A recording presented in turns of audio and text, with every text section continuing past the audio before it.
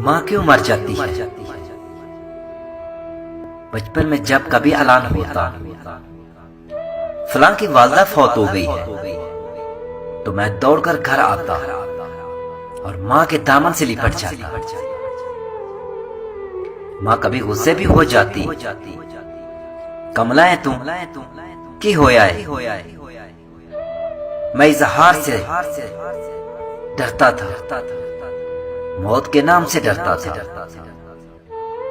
कभी कभी मैं सोचता कि मैं अपनी माँ से पहले मर जाऊंगा, लेकिन फिर सोचता कि माँ भी तो रोएगी।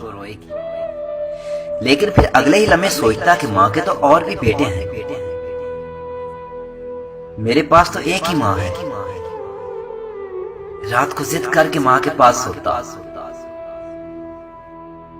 माँ दूसरी तरफ मुंह करके सोती तो मैं माँ के अपनी तरफ मुंह करने तक जागता रहता, और जैसे ही माँ मेरी तरफ मुंह करती तो माँ की सांसें मुझे तपते सहरा में बादे सबा के झोंकों की तरह महसूस होती। माँ के जिस्म की खुशबू मुझको अंबर से ज्यादा फैली लगती। उस दिन न जाने क्यों मेरे पांव मनोवजनी लग रहे थे। माँ मुझे अलविदा कहने दरवाजे तक आई। मैं रुखसत होकर गली की नुक्कड़ मुड़ चुका था,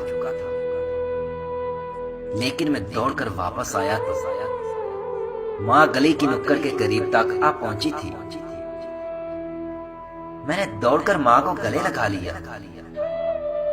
आज जैसी बेचैनी मुझे कभी महसूस नहीं हुई थी।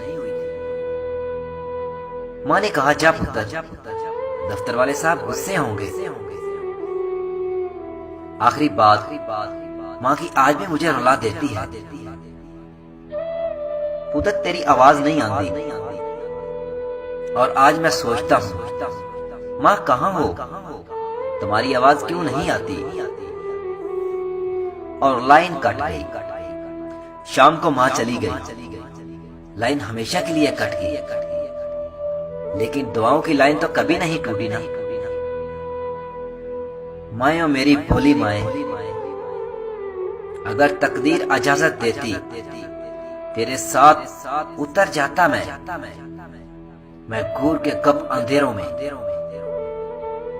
जिनकी माए हयात है अल्लाह इन्हें जिंदगी दे, और जिनकी माए वफात पा गई है अल्लाह इन्हें सब्र दे। आमीन। जज़ाकल्लाह।